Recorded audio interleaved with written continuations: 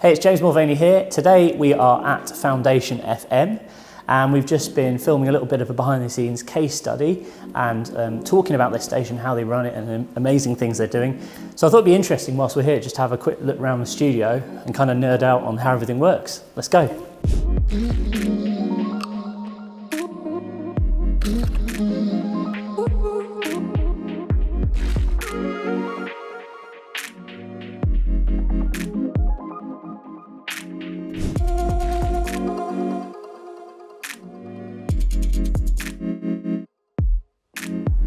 All right, so we are in the Foundation FM studios and we're now going to cut to their on-air setup and Frankie's going to talk us through how everything works, which is really exciting and it's got an incredible setup here. Thank you. So it's a really simple, small setup, we think. This is 4 Rode mics, so you can have guests over here, then the DJ, all run through the Alan Heath desk here. And then we just run it through our Mac, which is connected to Radio Co really easily. We've got an interface to make sure that we're getting all of this equipment in through straight to the Mac, and we have our CDJs here. Yeah. So do you find that this is quite easy to train people up and can people get their heads around it quite quickly? I always say if I can get my head around it, anyone can get their head around it. Yeah, because if you think about it, you've just got like the main components and we've labelled it really easily. So all your mics are labelled here and it's 1, 2, 3, 4. And then we're always like, don't worry about anything else, just make sure the main fader's up, and then we've got aux, Mac, decks. So it's just really easily labelled.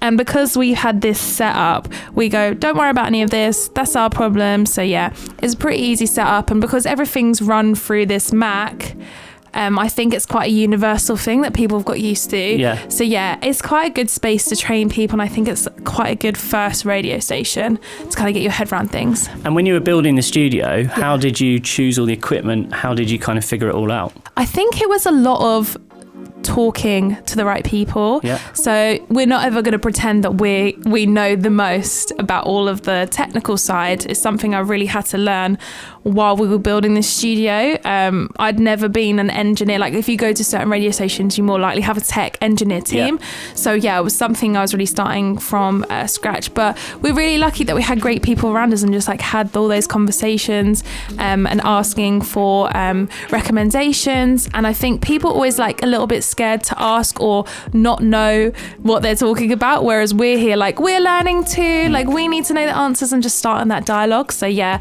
like I'm really lucky that I just knew a couple of engineers that could point me in the right direction. So yeah, like we're really lucky basically. And what advice would you give to someone who's wanting to build like a radio studio similar to this?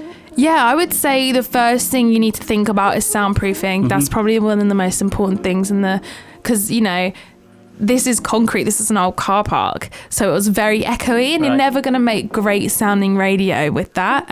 So definitely the investment in that, and then investment in good mics I always think is important. But I think if you're just starting out, it's not the end of the world if you don't have the best of the best. Like everyone's just trying to make radio out here. So I would always say look into what's available to you. Like we have Rode mics that can plug into phones, and we have Zoom mics that we can take out and about. So like we're always able to adapt.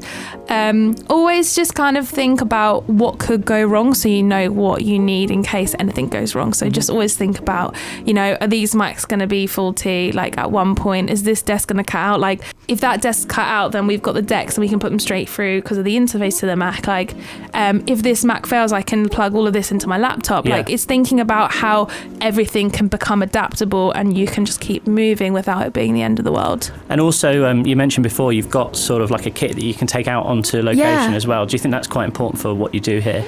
Yeah, for sure. Like first of all, I think it means that with internet radio, one of the things I love is that being able to broadcast from anywhere. So you don't actually need like a station, you don't need like a studio. Don't get me wrong, do I love having one? Yes, but we have a second interface. It's a Scarlett. We have a couple of Rode mics that we can just take out, SM58s that we can just plug into anything, and then you can just plug the mics into the interface into your laptop, and then you're good to go as long as you have a Wi-Fi connection. Radio station from anywhere. Exactly. Yeah. So I'd say like if you're looking to start a studio or a station, like invest in the small things first and then build up from there for sure. Thanks very much, Frankie. No, thank you. Cheers.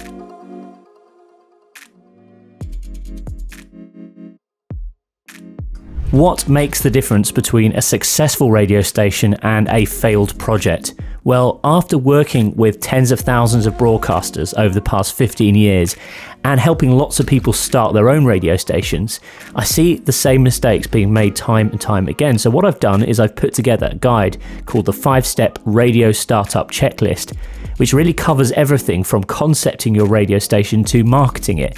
And this guide, I believe, will make the difference between you having a successful venture with longevity and creating something that doesn't quite hit the mark. Go and grab your copy now for free at jamesm.com/radio. Just enter your name and your email address and I'll send it over to you straight away. You're going to find it really useful. There's tons of information there which will help you with concepting and launching your brand and bringing it to market.